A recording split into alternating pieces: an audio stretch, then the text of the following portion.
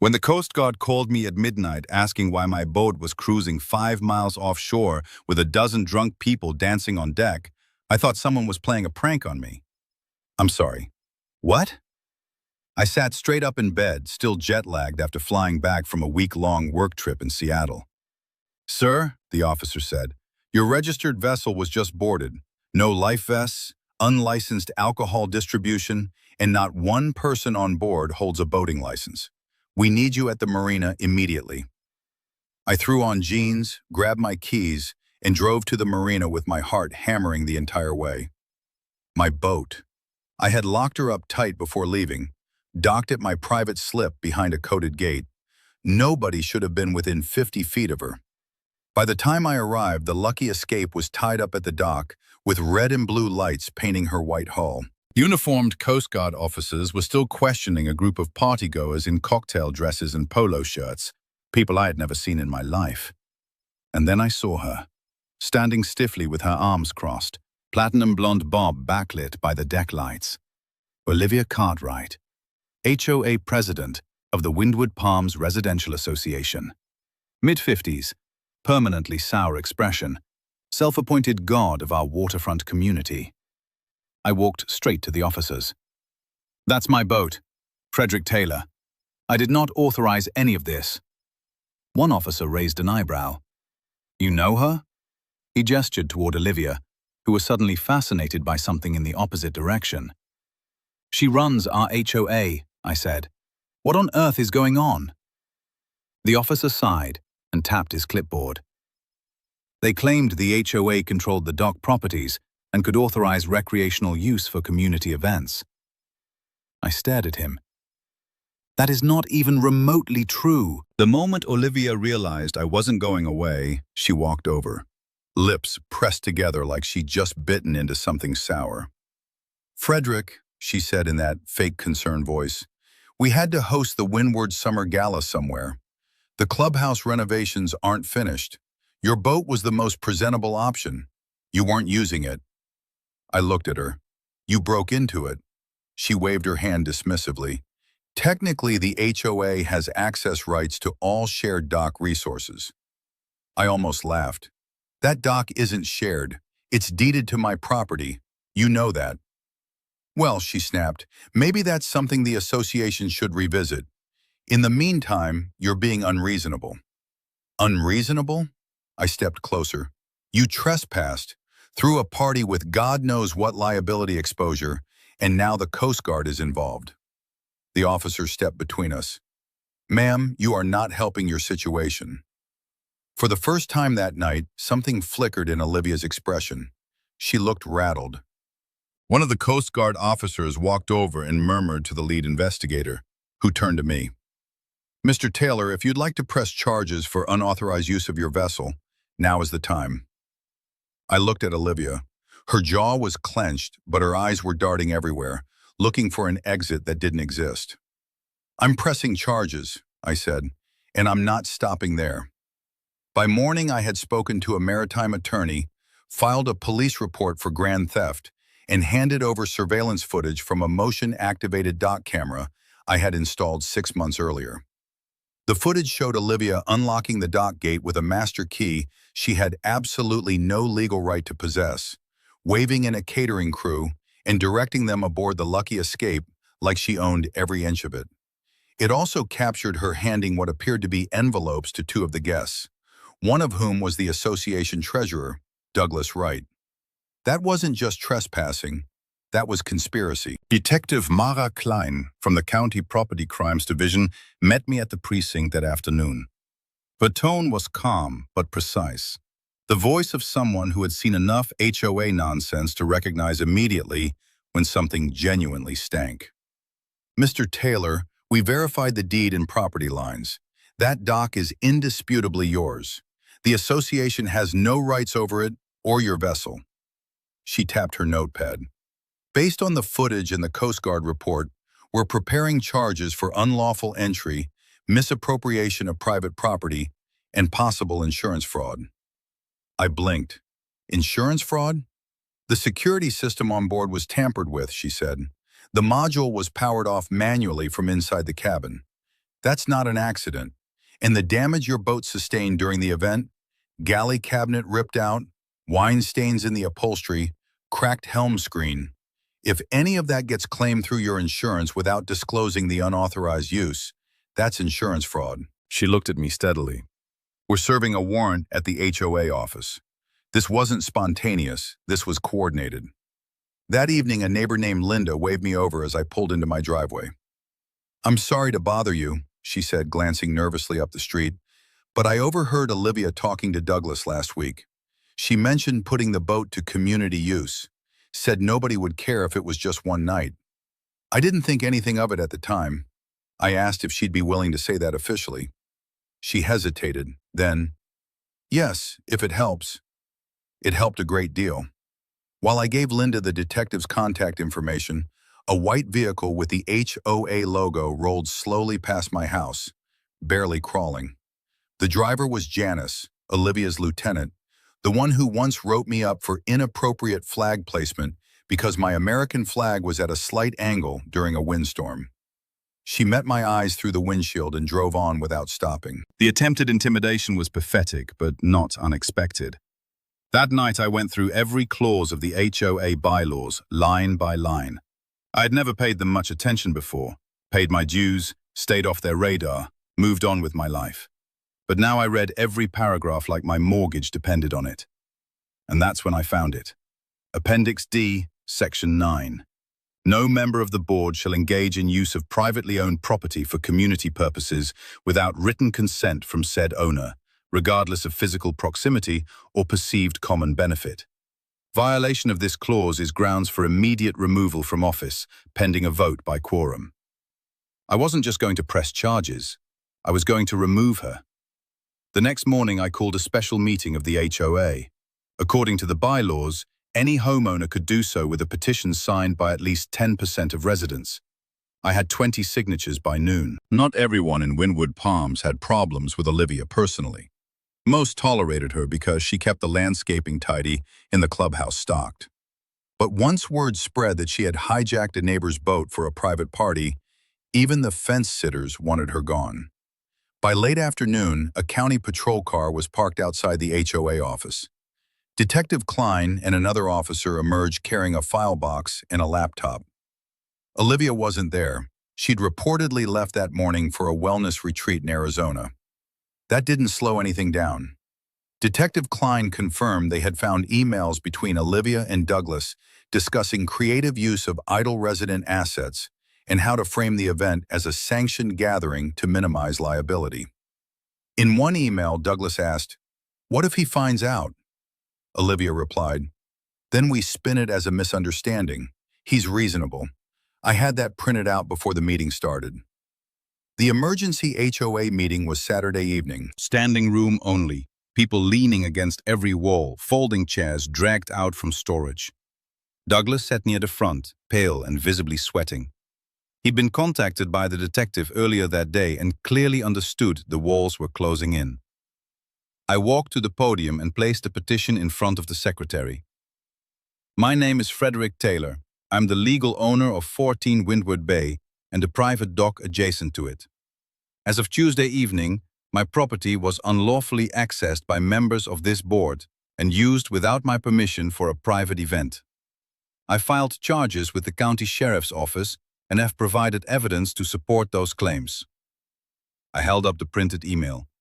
"This was sent from the HOA server. It proves premeditation." There was no misunderstanding. Someone in the back shouted, "She used our dues for this."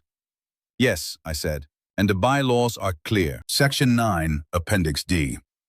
Any board member who uses private property without consent is subject to immediate removal. I've met the petition requirement. I'm calling for a vote. Douglas tried to object. The board secretary, Ruth, who had been with the association for years, cut him off. "We'll vote now, one by one." It took 20 minutes. The final tally, 64 in favor of removal, 2 opposed, 3 abstentions. Ruth stood and addressed the room. "By majority vote, Olivia Cartwright is hereby removed as president of the Windward Palms Residential Association, effective immediately. Further leadership is suspended pending resolution of criminal proceedings. The applause was the kind that comes from something being released rather than celebrated. I gathered my papers, walked out into the salt air, and breathed. She hadn't faced the full consequences yet, but the cracks had formed. 2 days later, I was called back, not by Detective Klein, but by a federal investigator from Homeland Security. That got my attention. Agent Rafael Mendoza met me in a quiet conference room with rolled-up sleeves and eyes that scanned everything twice. He slid a file across the table without preamble. Your HOA and its board president showed up on our radar last month. We've been monitoring irregularities tied to several coastal properties in this region. Inside the file were bank statements, association financial ledgers, and a scanned guest manifest from the night of the incident. At the bottom, 2 names were circled in red ink. I don't recognize these, I said. You wouldn't, Mendoza replied. They're aliases connected to an interstate wire fraud operation. We believe Olivia was laundering funds through a shell nonprofit she registered under the name Windward Coastal Enrichment Fund. I stared at him. You're telling me the HOA was a front? Not entirely. Most members were probably unaware. But Cartwright and at least 3 others used the association's accounts to funnel money from fake community initiatives, dock maintenance, clubhouse expansion, landscaping upgrades, redirected into offshore trusts, just under $3 million over 6 years. He paused. They kept homeowners quiet with minor improvements and strict enforcement of petty rules. People stopped asking questions. I nodded slowly, until she broke into the wrong boat. Mendoza allowed himself a dry nod. That footage fast-tracked our warrant. Douglas Wright was detained trying to board a flight to Panama. 2 other board members, Janice and a man named Peter, were subpoenaed. Olivia wasn't in Arizona. She'd lied about the retreat. Her phone had been traced to a private airstrip outside Charleston. She was traveling under a passport issued to a false identity. The case was moving fast. Word spread through Windward Palms before I even got home. Someone had taped a news printout to the HOA bulletin board. Local HOA president under federal investigation for fraud, theft, and conspiracy. Beneath it, in prominent marker, so much for the summer gala. Mr. Roth, a retired firefighter who had once told me he didn't get involved in neighborhood politics, was standing near the marina gate with a clipboard. We're forming a transitional committee, he said as I approached. Until the state appoints an external administrator. Thought you might want in. I hesitated. I've got enough legal paperwork to swim in right now. This isn't about paperwork, he said.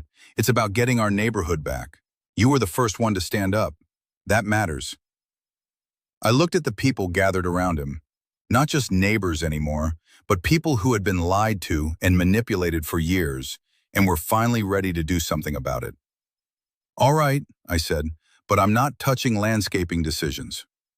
That got a few genuine laughs, the first ones in a while. The civil trial came together quickly.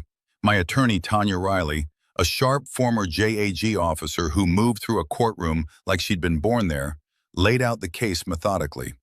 The dock manager testified that the association had no legal access to my slip or vessel. A forensic accountant presented a devastating timeline of money trails, inflated invoices, kickbacks disguised as grants, contractor payments routed through a Nevada LLC that had no employees and no equipment. Then Linda took the stand and described being told the clubhouse construction was over budget and approving an emergency dues increase for a contractor who turned out to be Olivia's nephew, a landscaper from Utah. The gallery murmured. The judge gavelled once. A former HOA assistant named Rachel, barely out of college, testified that she had been instructed to create fake meeting minutes. They'd hand me a list of decisions and tell me to make it sound like the community voted on them. I didn't know it was illegal at first. I was told it was common in private associations. The judge leaned forward. Did you ever witness signatures being forged? Rachel nodded steadily. On 4 occasions, I saw Olivia sign names of members who were on vacation. She joked that if they didn't show up, they didn't get a say. When Tanya called me to the stand and asked whether I believed what happened was a one-time mistake, I didn't hesitate. This was calculated. They knew I was out of town. They accessed a locked dock, tampered with my equipment, and used the vessel to entertain buyers involved in a fraudulent real estate scheme. That's not a misunderstanding. That's organized theft. The defense attorney tried to suggest the HOA routinely used shared spaces for community events. The judge cleared his throat before I could respond. Counselor, the property lines have been verified by 3 independent records. Let's not waste time. The attorney sat down. The case broke wide open when prosecutors introduced a USB drive seized from Olivia's laptop. It contained voice memos she had apparently kept of meetings, maybe for protection, maybe because she was arrogant enough to believe she'd never be caught. One recording stopped the entire courtroom cold. Olivia's own voice. If we get pushback, we tell them it was a sanctioned event. If he sues, we tie him up in court until he gives up. Homeowners don't have the stomach for legal drama. The judge paused the playback and looked over his glasses at the room. Nobody said anything for several seconds. By the end of the week, the civil case had merged into a full federal prosecution. Olivia's charges now included wire fraud, conspiracy, obstruction, and falsification of legal documents. The judge ordered immediate asset freezes.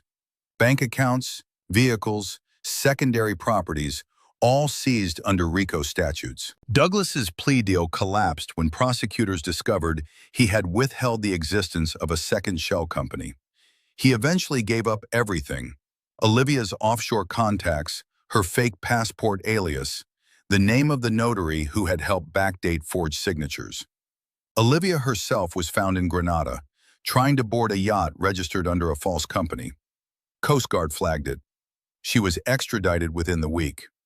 The judge issued summary civil judgments in favor of all plaintiffs. The HOA was dissolved by court order. Its remaining assets were placed in a restitution fund to repay the residents who had been defrauded over 6 years. The county simultaneously issued a new oversight mandate for all residential associations along the coast, requiring financial disclosures, annual audits, and rotating third-party compliance officers. Windward Palms would no longer be a private operation answering to nobody. It would be a neighborhood again.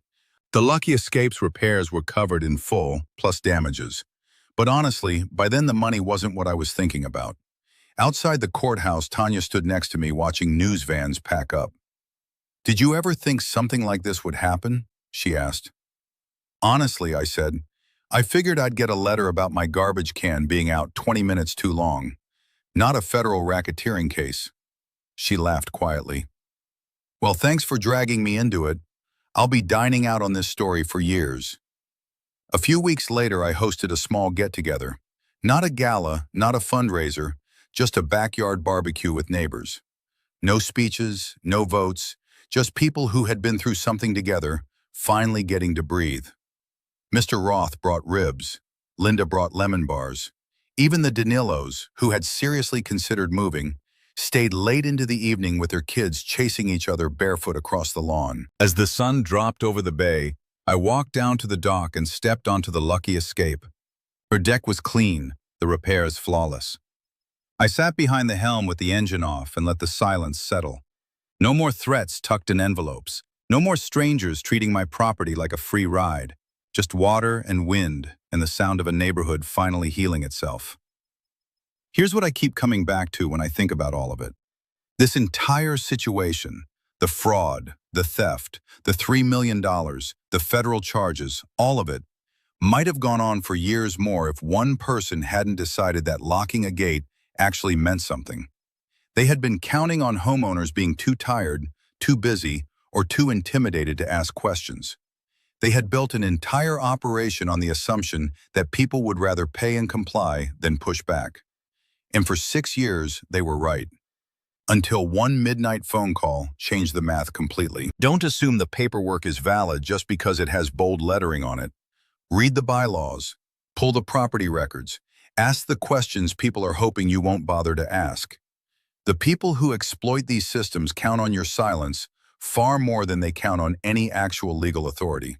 The moment you start asking questions and documenting the answers, the whole thing starts unraveling faster than anyone expected. If you've dealt with an HOA that treated your property like their personal property, drop your story in the comments. And if this one caught you completely off guard, subscribe and stay around. The next story is already on its way.